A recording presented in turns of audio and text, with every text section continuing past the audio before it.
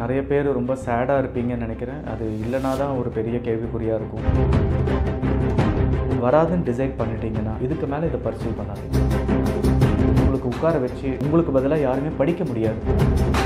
படிக்க சொல்லும் போது படிக்க மாட்டாங்க. அப்போ அவங்களுக்கு ஒரு ஃபங்க்ஷன் வரும், அவங்களுக்கு தலை வலிக்கும், கால் வலிக்கும், எதனா ஒரு உடம்பு சரியில்லாமல் போகும். Don't waste your time. என்னை பொறுத்த வரைக்கும் டைம் இஸ் வெரி ப்ரெஷியஸ். உங்களுக்கு ஒரு விஷயம் நடக்கணும்னா அது நடக்கும், யாராலையும் நிறுத்த முடியாது. நீங்கள் சொல்கிறதெல்லாம் கேட்குறேன், நான் என்ன பண்ணுவேன்? இப்போ சொல்கிறது என்ன கேட்டுன்னா எப்பவுமே சொல்கிறது கேட்கணும். ஸோ இந்த மாதிரி வெறும் டப்பா அடித்து இந்த எக்ஸாமை நெக்ஸ்ட் ப்ரிலிம்ஸை நீங்கள் கிளியர் பண்ண முடியாது. நீங்கள் ஒரு ஸ்டெப்பும் எடுக்கும்போது உங்கள் ஃபேமிலி அதால் எஃபெக்ட் ஆக போகுது. அது நீங்கள் எப்பயுமே நினச்சி பாருங்கள்.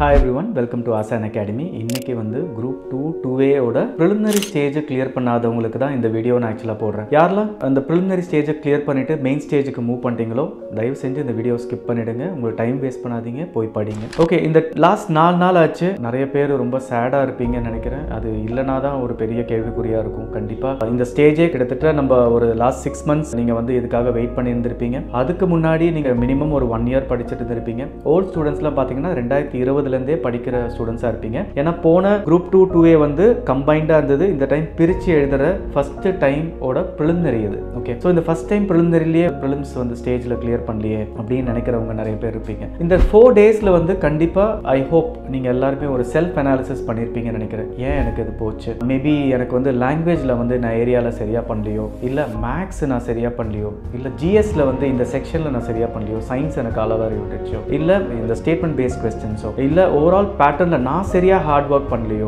ஏன்னா இதுல ஒரே ஒரு விஷயம் நம்ம நோட் பண்ணணும். ஒரு இதுக்கும் நம்ம எல்லாருமே ஒரு ரீசன் கண்டுபிடிப்போம். ஆனா நம்ம ஒரு ரீசனா இருக்கிறோன்றதே வந்து நம்ம மறந்துடுவோம். கரெக்டா? If you have a problem, you don't have solution to the problem, then you are part of the problem. நான் எல்லா ஸ்டூடெண்ட்ஸ்க்கு நான் அப்படி சொல்லுவேன்.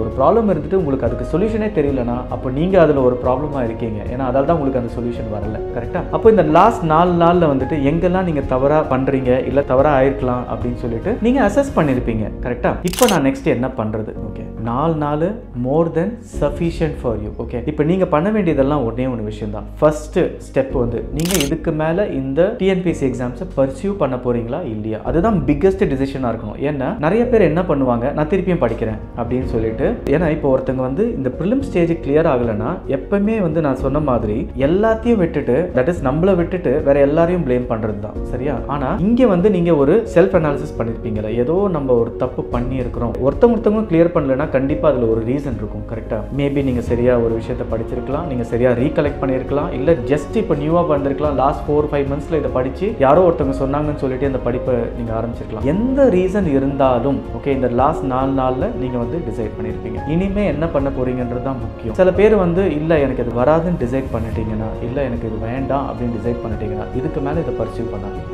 நான் என்ன சொல்ல வரேன்னா, இந்த ஆத்துல ஒரு கால் சேத்துல ஒரு கால் தான் எப்பவுமே சொல்லுவாங்க. இல்ல நான் இப்போ இது வரைக்கும் முடிஞ்சிடுச்சு, நான் இதுக்கப்புறம் வேலைக்கு போயிட்டே நான் படிக்க போறேன், அது திருப்பி ஒரு கால் ஃபயர் வரும். இவங்களுக்கு பேர் வந்து கால் ஃபயர் ஸ்டூடெண்ட். ஓகேவா? எப்படின்னா அவங்க வந்து ஃபுல்லா படிக்கவே மாட்டாங்க, கால் ஃபயர் வரும்போது படிப்பாங்க. இப்போ நிறைய ஸ்டூடெண்ட்ஸ் அது மாதிரி எனக்கு பண்ணாங்க. இந்த டைம் என்னன்னா, டெய்லி படிங்க நான் நிறைய விஷயம் சொல்லிட்டே இருப்பேன், அவங்க அப்போ படிக்கவே மாட்டாங்க. சரியா? அப்புறம் ஒரு கால் ஃபயர் வரும்போது, சார் நீங்க தான் சார் என்ன எப்படின்னா வந்து இது கரையேற்றணும்னு சொல்லுவாங்க. எப்படி? யாருமே எந்த அகாடமியோ, எந்த ஸ்ட்ராட்டஜிஸ்டோ, எந்த மென்டாரோ, இல்லை எந்த யூடியூப் சேனலோ உங்களை வந்து வெறும் டைரக்ஷன் தான் கொடுக்க முடியும் தவிர்த்து உங்களுக்கு உட்கார வச்சு உங்களுக்கு பதிலாக யாருமே படிக்க முடியாது. கரெக்டா? அப்போ ஒரு விஷயம் வந்து நம்ம ஸ்டார்டிங்ல இருந்தே அது பண்ணலன்னா அப்போ எவ்வளோ பெரிய பிரச்சனைக்கு நீங்க வந்து உங்களை உள்ளாக்கிக்கிறீங்கன்றது நீங்க யோசிச்சு பார்க்கணும். இது இல்லாம வந்துட்டு நீங்க வந்து இந்த லாஸ்ட் ஒரு 6-8 months பீரியட்ல நிறைய டைம் வேஸ்ட் பண்ணிருப்பீங்களா? இப்போ நீங்க திரும்பி பார்த்து உங்களால அதுக்காக நீங்களை மன்னிக்க முடியுதா? ஸோ என்ன நீங்க பண்ணணும்னா, ஃபர்ஸ்ட் நான் இதுக்கு மேல இதை பண்ண போறேனா இல்லையா அப்படின்றத டிசைட் பண்ணணும். ஓகே, பண்ண போறது இல்லைன்னா உடனடியா இதுல இருந்து விலகிக்கோங்க. Okay, don't waste your time. என்னை பொறுத்த வரைக்கும் டைம் இஸ் வெரி ப்ரெஷியஸ். நீங்க நிறைய விஷயம் பண்ணலாம், பிசினஸ் பண்ணலாம், வேற ஒரு ஆப்பர்ச்சுனிட்டி பண்ணலாம். ஆனா ஒரு விஷயத்தை எடுத்து நீங்க பண்ணும்போது அப்போ நீங்க என்னன்னா, நான் இதுவும் பண்ணுவேன், எஸ்எஸ்சியும் படிப்பேன், ஆர்ஆர்பியும் படிப்பேன், யூபிஎஸ்சியும் படிப்பேன், டிஎன்பிஎஸ்சி எக்ஸாம் படிப்பேன், நான் பிஜி படிச்சுக்கிட்டே இதை பண்ணுவேன், இதெல்லாம் பண்ணலாம், கேட்கறதுக்கு ரொம்ப நல்லா இருக்கு. ஓகே, ஆனா லைஃப்ல ஒன்னே ஒன்று புரிஞ்சுக்கோங்க, ஒரு விஷயத்தை எடுத்து நீங்க அதை மனதார வந்து நீங்க படிச்சு அதே உட்காந்துட்டு நீங்க வந்து திருப்பியும் ரீகலெக்ட் பண்ணி அதுக்காகவே நீங்க உழைச்சி அதுவே நீங்க நினைச்சு அதுவே நீங்க நேசிச்சு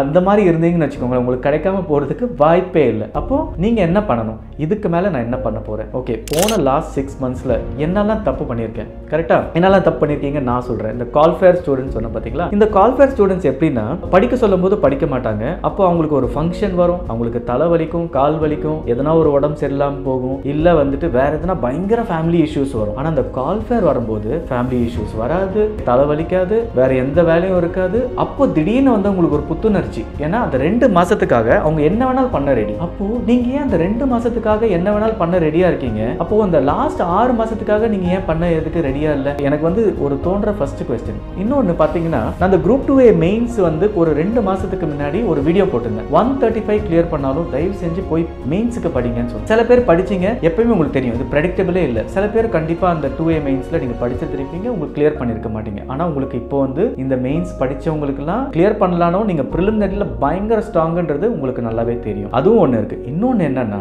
படிக்க சொல்லியும் படிக்காம இருந்திருப்பீங்க, கரெக்டா? இப்போ அவங்க எல்லாம் எனக்கு ஃபோன் பண்ண ஆரம்பிச்சிட்டாங்க, சார் நீங்க படிக்க சொன்னீங்க சார், நான் வந்து பாத்தீங்கன்னா இப்போ நான் எனக்கு பிரிலிம்ஸும் படிக்கல, நான் மெயின்ஸும் படிக்கல, வரட்டும்னு வெயிட் பண்றேன், இப்போ எனக்கு பேனிக் மோட்ல இருக்கு, என்ன பண்றதுக்கு? இன்னொன்னு என்னன்னா, சில பேர் வந்து அந்த பார்டர்ல இருந்தாங்க. பார்டர்ல இருந்தவங்கள நான் என்ன சொன்னேன்னா, தயவு செஞ்சு போய் படிங்க, ஓகே, படிக்காம மட்டும் விட்டுறாதீங்கன்னு சொன்னவங்க எல்லாம் இப்போ என்ன பண்றாங்க, கால் பண்ணாங்க, சார் நல்ல வேலை நீங்க என்ன படிக்க சொன்னீங்க, படிக்க சொன்னதால இப்போ எனக்கு வந்து நான் ரிசல்ட்டே வராதுன்னு நினைச்சேன், நீங்க என்ன ஃபோர்ஸ் பண்ணி எனக்கு படிக்க வச்சீங்க. படிக்கும் போது இப்போ எனக்கு ரிசல்ட் வந்துருச்சு. நான் 2.5 மாசம் நான் பயங்கர உழைப்பு போட்டிருக்கேன். நிஜமாலே அப்படிதான். எனக்கு தெரிஞ்ச ஒரு கேண்டிடேட், அவங்க பேர் நான் சொல்லல, டோட்டலா ஒரு 6-8 months தான் பிரிலிமினரி படிச்சிருப்பாங்க. எங்க கூட பயங்கரமா படிச்சாங்க. அவங்க வந்து 135 132 என்னமோ அவ்வளவுதான் சார் போட்டேன்னு சொன்னாங்க. ஏன்னா சார் அந்த பிரஷர்ல எவ்வளவு போட்டேன்னு கூட அவங்களுக்கு தெரியாது. அப்போ போட்டேன்னு சொன்னாங்க. அவங்க என்ன சொன்னாங்க, இல்ல சார் நான் வந்து இது வந்து பிரிலிம்ஸே படிக்கட்டுமா அப்படின்னு. நான் சொன்னேன், பிரிலிம்ஸ் வந்து 1 வருஷம் கழிச்சு இருக்குமா, நீங்க இப்போ என்ன பண்றீங்க, மெயின்ஸுக்கே படிங்க, ஒன்னும் ப்ராப்ளம் இல்லைன்னு சொன்ன உடனே இந்த டைம் பாருங்களேன், காட் ஃபார்பிட், உங்களுக்கு ஒரு விஷயம் நடக்கணும்னா அது நடக்கும், யாராலையும் நிறுத்த முடியாது. அவங்க வந்து இப்போ பிலிம்ஸ் கிளியர்,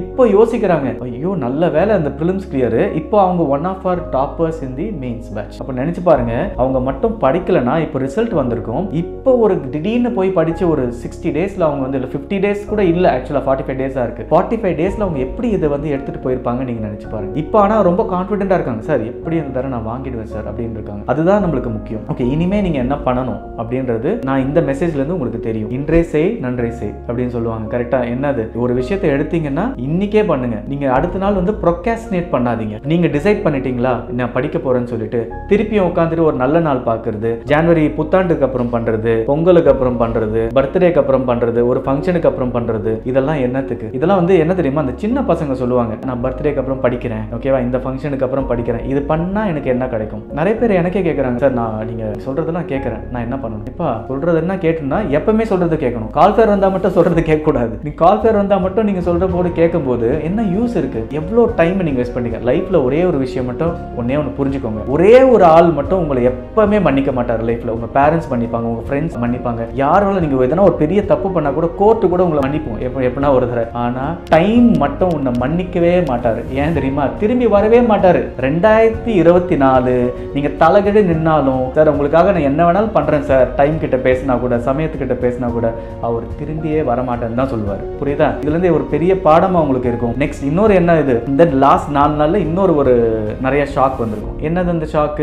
மெயினா உங்களுக்கு வந்து சிலபஸே மாறிடுச்சு, ஜெனரல் இங்கிலீஷோ ஜெனரல் தமிழ்லையோ. அப்ப நீங்க என்ன பண்ணணும்? ஸோ நீங்க இம்மீடியட்டா you need some good mentor, some good guide. ஏன்னா உங்களுக்கு லாங்குவேஜ் பொறுத்த வரைக்கும் ஜெனரல் இங்கிலீஷ் ஸ்டூடெண்ட்ஸ்க்கு ரொம்ப டஃப் பண்ணிட்டாங்க, கம்ப்ளீட்டா கிராமர் ஆக்கிட்டாங்க. ஸோ முன்ன மாதிரி வெறும் டப்பா அடிச்சு இந்த எக்ஸாமை நெக்ஸ்ட் ப்ரிலிம்ஸை நீங்க கிளியர் பண்ண முடியாது. அப்போ நீங்க இப்போத்துல இருந்தே ஒழுங்கா படிக்க ஆரம்பிக்கணும், ஸ்ட்ரக்சர் பண்ணணும். நான் டெய்லி இதெல்லாம் படிப்பேன், இந்த மாதிரி நான் ப்ராப்பரா டைம் டேபிள் பண்ணுவேன், நான் என்ன ஃபர்ஸ்ட் நம்புவேன், நான் உட்காந்து இனிமேல் ரீசன் சொல்ல மாட்டேன் லைஃப்ல, உட்காந்து நான் ஒரு நல்ல இடத்த சூஸ் பண்ணுவேன், நாங்கள் படிப்பேன், இல்லை நானே தனியாக படிப்பேன், எனக்கு அந்த கான்ஃபிடன்ஸ் இருக்கு. எப்படி வேணாலும் நீங்கள் படிக்கலாங்க. நம்ம ஸ்கூலுக்கு போய் படிக்கும் போது டியூஷன் வச்சு நம்ம படித்தோம் அப்படிலாம் இல்லை. ஆனால் நம்ம ஒரு விஷயத்தை நம்ம நம்பணும்ல, இந்த 12th ஸ்டாண்டர்ட்ல நான் நல்லா பாஸ் ஆவேன், அதுதான் நம்மளுக்கு முக்கியம். பாஸ் ஆகாம இருக்கிறதுக்கு என்ன வேணாலும் ரீசன் கண்டுபிடிக்கலாம், பாஸ் ஆகிறதுக்கு ஒரே ஒரு ரீசன் தான், உங்க லைஃப்ல நீங்க முன்னேற போறீங்க. கரெக்டா? இன்னொன்று என்னன்னா, நீங்க ஒரு ஸ்டெப்பும் எடுக்கும் போது உங்க ஃபேமிலி அதால எஃபெக்ட் ஆக போகுது. அது நீங்கள் எப்பயுமே நினச்சி பாருங்கள். ஒவ்வொரு நாளும் நீங்கள் இந்த டிஎன்பிசி எக்ஸாமில் கிடக்கிறது வந்து உங்கள் ஃபேமிலியில் பாசிட்டிவாவோ நெகட்டிவாவோ இதை எஃபெக்ட் பண்ண போகுது. ஸோ அதால் நெக்ஸ்ட் வர குரூப் 1, குரூப் 2, குரூப் 4 ப்ரிலிமினரிக்கு எங்களோட வாழ்த்துக்கள். உங்களுக்கு என்ன கைடன்ஸ் வேணாலும் please approach us. We are ready to help you.